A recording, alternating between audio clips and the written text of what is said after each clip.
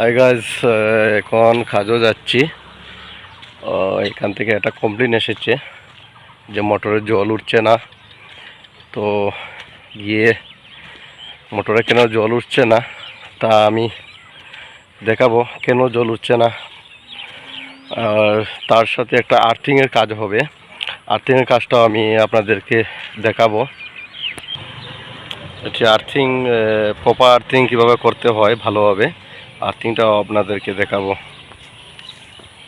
ওনাকে আমার মেশো আমি ডাকি ওনাকে। উনি আমাকে কমপ্লেন দিয়েছেন যে মোটরে জল আসছে না কেন। আমি এখন আপনাদেরকে দেখাবো কেন জল আসছে না। এই যে দেখছেন, এই হচ্ছে বোরিং আর সেকশন পাইপ লাগানো আছে। এখন আমি দেখছি যে কোনো দিকে লিকেজ আছে কিনা না, জল লিকেজ হচ্ছে কিনা না। আর এটা সেকশন পাইপ, তাই এখানে এমসিল লাগিয়ে আমি জোড়ায় জোড়ায় লাগিয়ে আমি যেন হাওয়া না লয় আমি এমসিল লাগাবো। এখন দেখাচ্ছি, এই হচ্ছে পাইপ। আর দেখুন আমি এমসিল লাগাচ্ছি, জোড়ায় জোড়ায় এমসিল লাগিয়ে আমি রেখেছি।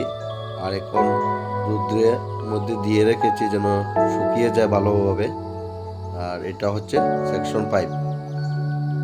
এই হচ্ছে আর্থিং এর গর্ত। আর্থিং কিভাবে করতে হয় আমি দেখাচ্ছি আপনাদেরকে। এই হচ্ছে পাইপ আর্থিং। পাইপ আর্থিং এর মধ্যে লবণ আর কয়লা লাগবে, আর তামার তার আমি এখানে লাগিয়ে রেখেছি। আর এখানে দেখছেন যে পাইপ আর্থিং। বাড়িঘরে কেন আর্থিং দেওয়া হয় আর প্রপার আর্থিং কীভাবে করতে হয় সঠিক পদ্ধতিতে, আমি এই ভিডিওর ডেসক্রিপশনে আমি লিঙ্ক দিয়ে দেবো। অলরেডি আমার ভিডিও দেওয়া আছে, সেখান থেকে আপনারা দেখতে পারবেন। এই ভিডিওর আমি ডেসক্রিপশনে আমি লিঙ্ক দিয়ে দেবো। প্রপার আর্থিং কীভাবে করতে হয় এবং প্লেট আর্থিং কীভাবে করতে হয় আজকের এই ভিডিওর মধ্যে আমি লিঙ্ক দিয়ে দেবো। এই যে দেখছেন, এই ছবিটা দেখছেন যে এটা হচ্ছে আর্থিং এর ছবি। প্লেট আর্থিং কিভাবে করতে হয় দেখুন, প্লেটের ছবি এখানে আছে। আর এই যে আমি দেখাচ্ছি প্লেট আর্থিং কিভাবে করতে হয়, দেখুন ভালোভাবে আমি দেখাচ্ছি। আর আমি তো বলেই দিয়েছি যে সম্পূর্ণ ভিডিও আমি এই ভিডিও ডেসক্রিপশনে আমি লিঙ্ক দিয়ে দেবো, সেখান থেকে আপনারা দেখতে পারবেন যে প্লেট আর্থিং এবং পাইপ আর্থিং কিভাবে করতে হয় সঠিক পদ্ধতিতে।